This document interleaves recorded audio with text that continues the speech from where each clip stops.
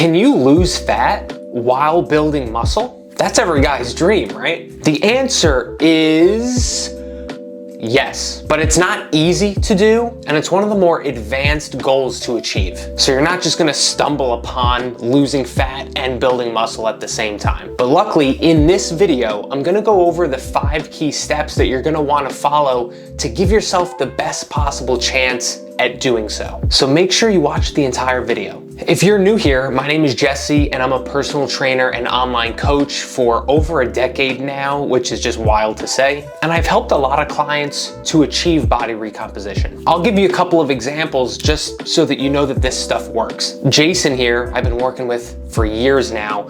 This is his progress photos. His weight stayed about the same, but his physique and his body composition is significantly improved. And like Kyle, who I've been working with for 8 years now, and he's in wildly better shape in his late 30s, he's 39, than when he was at 31. He's way leaner now, much lower body fat percentage, but he's also stronger and got more muscle mass on him. And Bryant, who lost over 40 pounds of pure body fat while getting stronger and building muscle. Then there's Dave, who in his 40s got visible abs, reduced his body fat percentage, got shredded, but he's still getting stronger to this day. Let's see, how much time you got? Because Richard did this also. He lost over 25 pounds of body fat while building muscle and getting stronger, and he got a DEXA scan to prove it. And then there's Nick, who lost about 20 pounds of body fat while getting started strength training for the first time to build muscle and get stronger. The list goes on. I'm not gonna bore you and sit here all day with this stuff. My point here is I have a tad bit of credibility when it comes to this body recomposition stuff and helping other people to do it. So let's dive into this. Now, first off, it's incredibly important to realize who's a candidate to actually achieve body recomposition, to lose fat and gain muscle at the same time, because not everybody can realistically do it. I'll try to breeze through this as quickly as I can so that I can get to the stuff that you probably want to see, which is the tangible, actionable steps of how to achieve it. But this is important because if you have false expectations, you might just be setting yourself up for discouragement or failure. So here we go. Ready? The first person who can do this is someone who's totally new to strength training, like in their first 1 or 2 years, or has never been on a proper structured program before. So if that's you, you're a prime candidate to be able to lose fat and build muscle at the same time. Also, candidate number 2 is someone who maybe has never tracked their macros before. So maybe you've been working out for a little while or for several years, but you've never tracked your macros and eaten strategically in regards to proteins, carbs, and fats. So getting started on that and doing it properly for the first time will give you a really good chance at losing fat and building muscle simultaneously. So here's the deal. If you're a more advanced trainee, like someone who has at least 3 or 4 years of experience following a proper program, maybe tracking your macros, you're less likely to be able to lose fat and build muscle at the same time, or at least do so significantly. And in your case, it would certainly be more effective to focus on one or the other. That's why people do like a cutting phase where they're just trying to lose fat in that phase, and then like a bulking phase or a muscle building phase where the primary goal is just to build muscle, and they alternate between the two of those phases so that they can gain more ground in each of those goals. Kind of like me. I've been training for 14 years. I've been tracking my macros for like 8 years. So I'm not a really good candidate who's gonna be able to lose fat and build muscle within the same phase, or at least at a high level. However, there is one exception to this rule. Even if you've got many years of working out properly or many years of tracking your food, if you're what they would call a detrained individual, you can actually reap the benefits of body recomposition anyway. And a detrained individual is someone who was doing all this stuff in the past, working out, tracking their macros, but for whatever reason, there's a period of time that has gone by where you haven't done it. Maybe it's a month, maybe it's a few months or more, maybe you were injured, whatever the reason is, life got in the way. But if you've went a period of time now without working out, if you get back into it properly with working out and tracking your macros, you can also lose fat and build muscle at the same time. Okay, now that that's out of the way and you know what to expect, let's dive into the 5 keys of what you need to do to make this happen. Number 1, you probably know this, it's strength training. This is a non-negotiable, right? You're not gonna build any muscle if you're not strength training. Actually, if you're not strength training, not only are you not gonna build muscle, you'll lose it. What I recommend is somewhere in the 3 to 5 strength training workouts per week range seems to be the sweet spot. If you're doing once or twice per week, it just doesn't seem like enough for most people, especially if your goal is to build muscle and you're only willing or able to commit 1 or 2 days a week. That's not even really the bare minimum. And on the flip side of that, 6 days a week for most people, they often get burned out. It's often too much. You really need actually a highly advanced structured program to effectively train 6 times a week and not overdo it. So 3 to 5 times a week, a structured strength training program, not a group fitness class, not a cookie cutter thing, not some random workouts you find on Instagram, but a structured program 3 to 5 times a week. My client Victor started working with me 7 months ago, and he's lost 30 pounds now and gained several pounds of muscle. When we first started, he was totally new to strength training, total newbie, had never really done it before and wanted some guidance with it.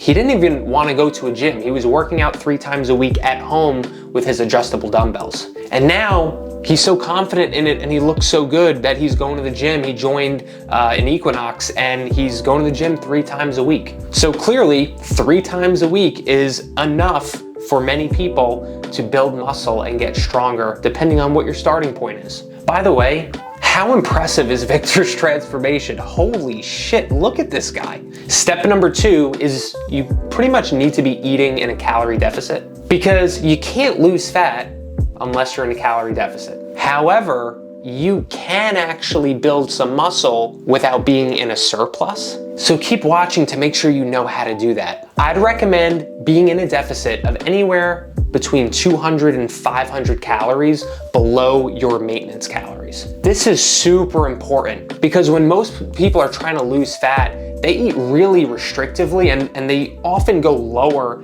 than 500 calories below maintenance. Some people go 1,000 calories below maintenance. That's too aggressive. You're not gonna be able to build muscle being that limited on food resources. Victor, my client, I'd imagine is in a deficit of around 400 or 500 calories below maintenance because he's been losing on average, give or take, a pound per week for the 7 months we've been working together. The point here is that you wanna be eating in a slight deficit, but not a steep one, because you have goals of not just losing weight on the scale and getting leaner, but you have to keep the muscle building goal in mind too. Step number 3 is you need to eat a higher protein diet. Now, we all know we're flooded on the internet that protein is king, right? And it's the best and you should always eat plenty of protein. Yes, that's true, but especially if you have goals of body recomposition, losing fat and gaining muscle, protein really is king for that goal. And especially keeping in mind the fact that we're trying to build muscle in a calorie deficit, which is usually seen as something you need to be in a surplus to do. But if you really get it right, you can be able to do it in a deficit. For my clients who have body recomposition in mind as their primary goal that they're aiming for, here's what I do in regards to protein intake. We aim for anywhere from 1.2 to 1.5 times their lean body mass. So it doesn't have to do with what your total weight on the scale is, but it actually has to do with your body composition, which is your lean body mass. So the point here is that somebody who's leaner has the capability to eat a little bit more protein. And someone who's more overweight and heavier, while it's still gonna be a higher protein diet, they don't need quite as much as someone who's already in a really good body composition. So if you're leaner, use 1.4 or 1.5 times your lean body mass. And if you're a person on the heavier side, has 20, 30, 40 pounds to lose, go on the lower part of the scale, 1.2 or 1.3 times your lean body mass. Now, this is a higher protein diet for sure, but it's not outrageous. Some of you dorks think like the more protein, the better, and there's no limit to it. That's crazy. And you'd be eating 300 grams of protein per day or 275 grams of protein per day as someone who's 5'7" and 180 pounds. That's not better, right? And for the vast majority of people, something like that is overkill. You're accumulating unnecessary calories that are extra that aren't really helping. Step number 4 is to eat a moderate amount of carbs and a lower amount of fats. I'm not saying to cut out fats. You absolutely need fats in your diet. They are essential to help with proper hormone function. So if you're a guy, maybe don't go below like 45 grams of fat. That's just kind of a general idea. And if you're a female, maybe don't go below 35 or 40 grams of fat just to be safe. Now, this isn't necessarily a requirement, the moderate carb approach and the lower fat approach, but it's usually advantageous for those of you who have body recomposition as your main goal and physique-based goals. And that's because carbs are the main fuel source for the body for your workouts and your exercise. So if carbs aren't the thing that you're eating a low amount of or saving calories on or certainly eliminating, if you actually have an adequate amount of carbs to eat, that's gonna benefit your workouts and your strength training, which in turn is going to give you a greater chance at getting stronger in the gym and therefore building some muscle. Carbs and building muscle are friends, right? They go together. So the reason we're keeping fats on the lower side is not because they're bad or they're gonna hurt you or anything like that. It's simply because they don't give the performance benefits on the same level as the carbs do. And we've gotta save calories somewhere. So we're not gonna save them from the protein, and I'd rather save them from the fats rather than the carbs. Again, this is just talking about someone's program whose goal is to lose fat and build muscle at the same time, which is a physique and aesthetic based goal. This is coming from my world, right? The men's physique competition world of trying to get as shredded as possible. This is how I'm often setting up my macro allocations.